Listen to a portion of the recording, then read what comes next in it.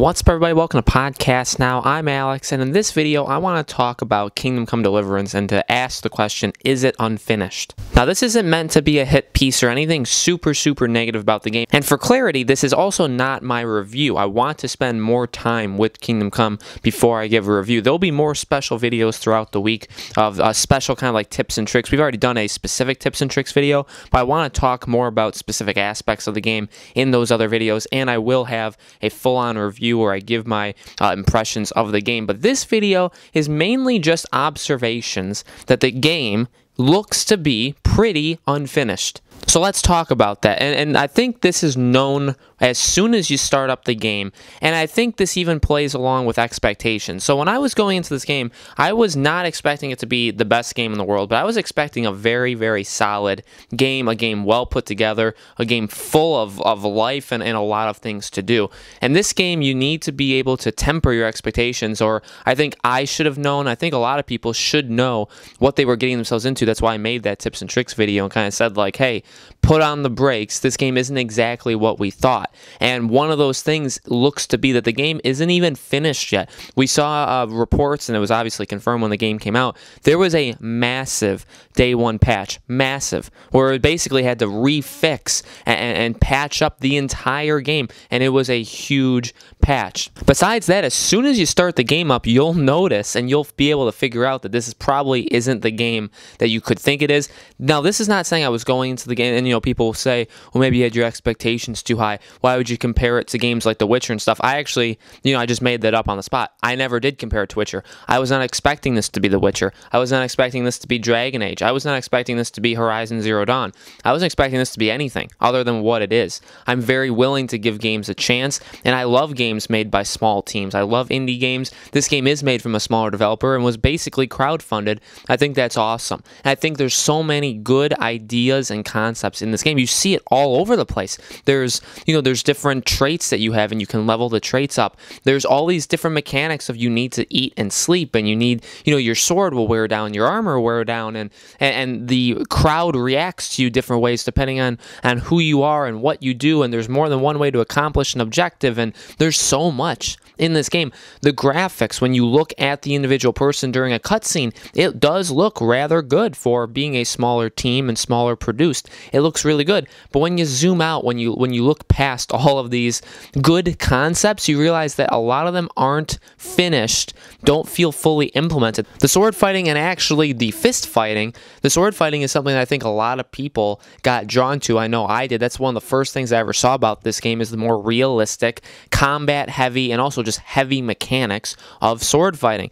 Well, I'll tell you, I kind of do like them, but it feels super weird, and striking just feels different. Sometimes that's good, sometimes that's bad, but the way the game controls and the way that it locks on for you and to pull off a person is extremely weird, and to switch where you want to hit them is extremely weird, and punching is just weird from the very beginning of it. I don't think it works as well as it's supposed to look. It certainly isn't as fluid as I think it should look. Running and turning the camera, none of those things are as fluid as I think they should be. The world, it's much smaller. It's much more enclosed. Again, that's fine. I don't have a problem with that.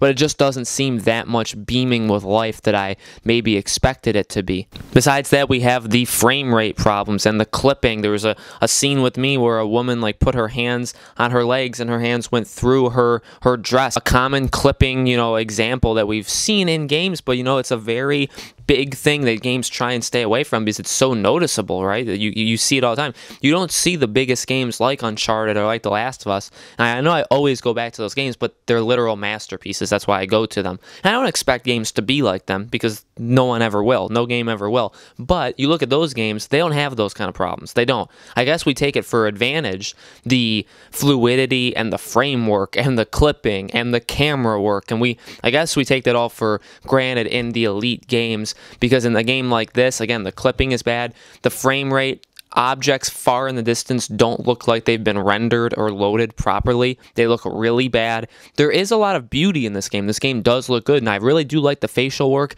It looks like an LA Noire kind of thing, and like I said, when it's close up to their faces, when it's that kind of cutscene, it looks rather good. Nothing really spells and you know, seems like it's really bad. But when it pulls out and you're looking at a cutscene where it's like going over an environment, it doesn't look that good. And besides that, even the cutscenes, like when they go, it feels like it's kind of like falling behind. Like it feels like it's not necessarily shaking, but it feels like the level and the world is loading as the cutscene is going, which is a little weird.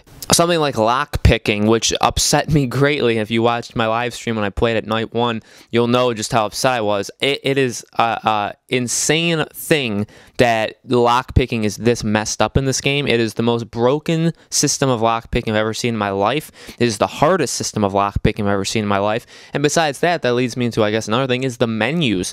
There are too many menus. The menu where you get to see your quests and your items and all that stuff, it is a mess. It is a mess. And this is what I mean when I say unfinished. It doesn't look good. It doesn't look appealing. You know, I guess, again, we take it for granted that when you go into the Witcher's menu, things are kind of spelled out for you. Even Dragon Age, a game that people, you know, tend to think isn't as good as The Witcher. I absolutely love Dragon Age.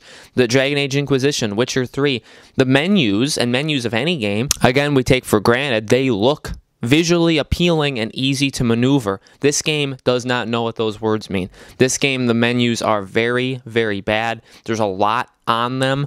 It doesn't look good to look at. You get confused. It feels like there's too much pressure on you because there's just so much to look at, and you get lost rather easily. Same thing with like the hints. They give you hints or like tips of like what button does what at certain times in the game, but they go away either so fast or it's easy to accidentally exit out of them. I think if you press circle, at least on PlayStation, which is your running button, it actually deletes the tip that the game gives you, and that's just the button to run. The button to run should not also disable what the game is trying to tell you to do, and so that will happen. But it's okay because you can go look at the directions of the game in a 19-page tutorial setting. You have to go and find it in the help bar in the options menu. You got to go to help, and then there's 19 pages telling you basically how the game operates. And it just doesn't seem right. This game overall does not seem right. There seems like there's so many things in this game that have such great ideas,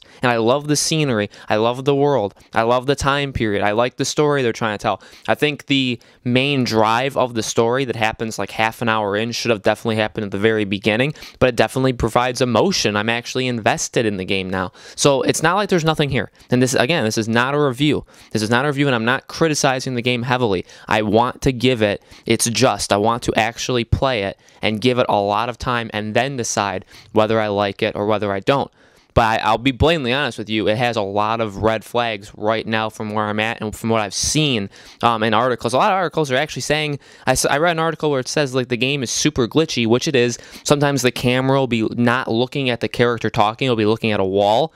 And then the article said, and that's okay. It's not okay. It's not okay to have a game that's glitchy. You know, Bethesda gets away with this way too often. Ubisoft doesn't get away with it. I think it's because they're labeled Ubisoft. People need to start putting their foot down when it comes to these glitches. You can't accept them. If the game's broken, call it out. Say it for what it is. It's a broken game. It needs to be fixed. So there are a lot of glitches in this game. The horse, you know, the fact that I sold my pants actually, and then the pants magically reappeared on my body. That's a small thing, but it made me laugh when it happened. But it's something that happens. The clipping, the glitches, the camera work. There's a lot wrong with this game. I don't want to say wrong. I keep saying wrong. I don't want to say it as a negative. I want to talk about that it feels unfinished to me. So I want to know what you guys think. What have you been seeing from Kingdom Come besides just for me? What are you guys looking at? Do you think it's an unfinished product? I want to give it more time. I'm going to be giving it more time. I'm going to be live streaming it this week. I'm going to be having a full review where I actually go in depth